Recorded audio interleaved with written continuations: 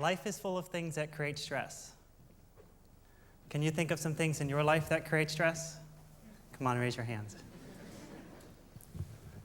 And this is why I'm here to talk to you about things that create relaxation. I've been teaching people to relax for the past 12 years through teaching yoga. And most of my teaching is to people studying to become yoga teachers as they complete our 200-hour yoga certification course. And what I'm going to share with you in the next 200 breaths is the essence of what I teach in the 200-hour course. So although it may seem like the path to relaxation is by lowering stress, I'd like you to be open to the possibility that the path to relaxation is by doing things that increase relaxation. In a similar way that defining health as the absence of illness limits our ability to become healthy, or defining happiness as the absence of sadness limits our ability to find happiness. If we define relaxation as the absence of stress, we limit our ability to bring relaxation into our lives. There's more to being healthy than simply not being sick. There's more to being happy than not being sad. And there's more to relaxing than simply lowering stress. So instead of one system, stress system that goes up and down, there's actually two systems that go up and down in tandem. We know these as the sympathetic nervous system and the parasympathetic nervous system. Sympathetic nervous system, often referred to as fight or flight, and I like to use the term energized, and this is stimulated when we find ourselves in a stressful situation. When we're moving towards an energized state, our heart rate goes up, respiratory rate goes up, and blood pressure goes up to prepare the body for action. Perhaps what we're not as familiar with, though, is that in order to do this, the body diverts energy away from our digestive, immune, and cognitive functions, which all decrease. The other system, the parasympathetic nervous system, often referred to as rest or digest, I like to use the term relaxation. And this is stimulated when we feel safe and comfortable. When we're moving towards a relaxed state, the heart rate goes down and blood pressure goes down, while the digestive, immune, and cognitive functions all increase. So we can stimulate this relaxed state, and we can stimulate this energized state. We can stimulate the parasympathetic nervous system, we can stimulate the sympathetic nervous system. We're not taught this in school. I know I was not taught this. I was taught that the autonomic nervous system was autonomous, that it could not be controlled. Well, it may be literally true. We cannot tell our heart rate to go down, cannot tell my heartbeat to go faster. But I can influence and direct the autonomic nervous system by choosing activities that stimulate this relaxation state, or choosing activities that stimulate this energized state. We do it all the time, whether we're aware of it or not. So let's do an experiment and see if we can stimulate this energized state.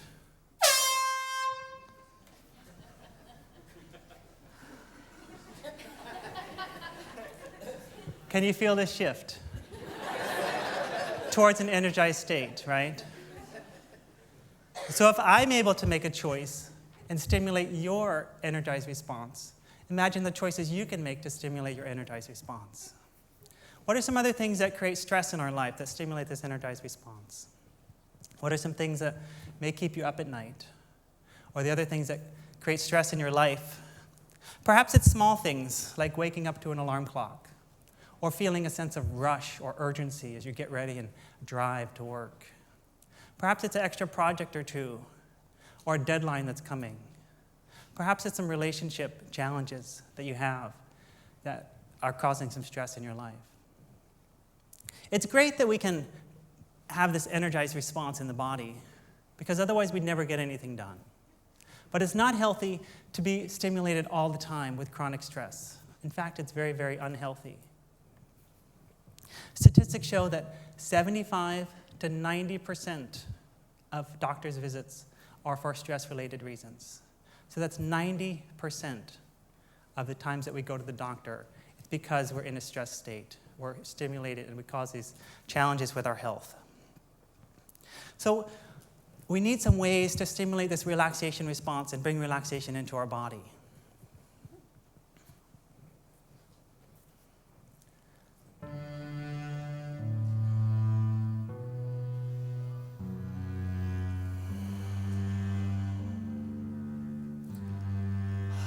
That's better, right? Relaxing music will often stimulate this relaxation response. There's many other things that can stimulate this relaxation response in the body. Taking a warm bath, mindfulness meditation, journaling, guided imagery, practicing yoga, getting a massage, taking a walk, breathing the fresh air, drinking herbal tea. Hopefully, we all have a few things in our life that can stimulate this relaxation response. What I'd like to share with you now are 2 simple breathing techniques that stimulate this relaxation response. I call them breathing techniques, but really they are relaxation techniques. Or perhaps we could even call them connection techniques because they allow us to connect with the deeper part of ourselves in those times when we start to get pulled away from stress by stress. So if you will, we could all stand up. We're just going to be up for 1 or 2 minutes, breathing maybe 12 breaths together. It's so simple and yet so powerful. Of all the things that I teach in the 200-hour course, these 2 minutes are the most important thing that I share with people, and that's why I wanted to share with you today. So the first thing we're going to do is breathe with our belly. The idea is when we breathe with our belly, it stimulates this relaxation response. It stimulates the parasympathetic nervous system. When we breathe and our chest moves, it stimulates the energized response. So we can bring our hands on our belly, 1 or both hands. Just going to take 5 breaths. We can inhale the belly out and exhale the belly in. Inhale, push the belly out, and exhale the belly in. A couple more times. Inhale, belly out, and exhale, belly in. Inhale, belly out, exhale, belly in. 1 more time on your own.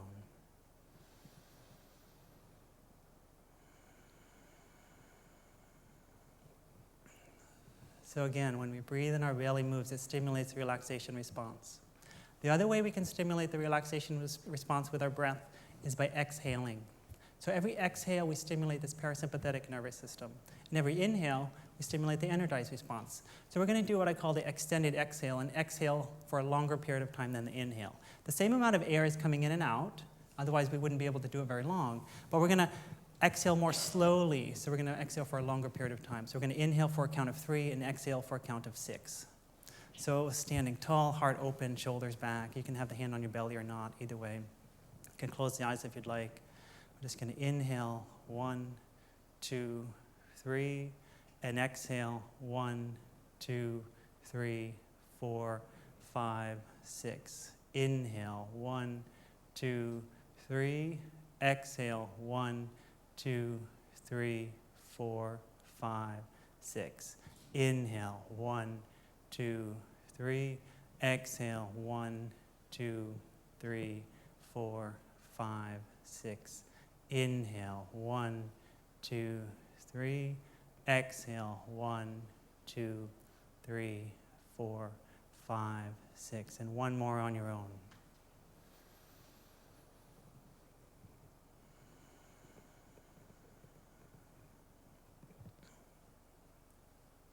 So just take a moment and check in with your state. Are we moving towards a relaxation state, or are we moving towards an energized state? We can all sit down. Thank you so much for taking a moment to share the breath with each of us today.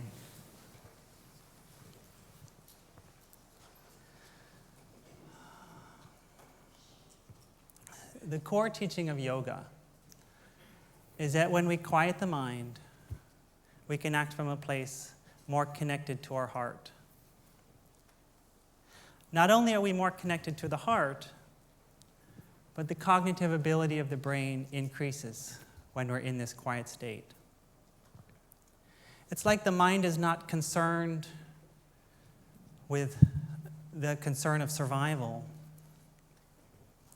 And we can see connections instead of divisions, and solutions instead of problems, and love instead of fear. Doing these simple relaxation techniques can bring us one step closer towards quieting the mind. When we find ourselves moving in the other direction, moving towards an energized state, remember, it decreases the cognitive ability, and it increases our primal reactions. And in most of our modern-day stress situations, this is where we get into trouble. The part of the brain responsible for self-control is compromised. Our instincts go unchecked, and the rational thought process nearly ceases. We go into a state of total reactivity, where the primal part of the brain will do just about anything to change a situation. And this is where I believe we find ourselves at some of the most important tipping points in our lives. We find ourselves in challenging situations with the least support from our brains. When we need the most creative and thoughtful solutions, we actually get the opposite. We get our instinctual survival reactions. And these reactions will often make the situation even worse. I'm sure each of you can think of some moments in your life when you were in this state and said things you did not mean and made choices you later regretted. It's in these moments when we need a way to change our state from a sympathetic stress state to a parasympathetic relaxed state. Because when we shift towards a relaxed state, we regain the cognitive ability of the brain, and we regain the connection to our heart. And instead of escalating the situation, we can de-escalate the situation as we find solutions from a place of calm, from a place of connection. Thank you.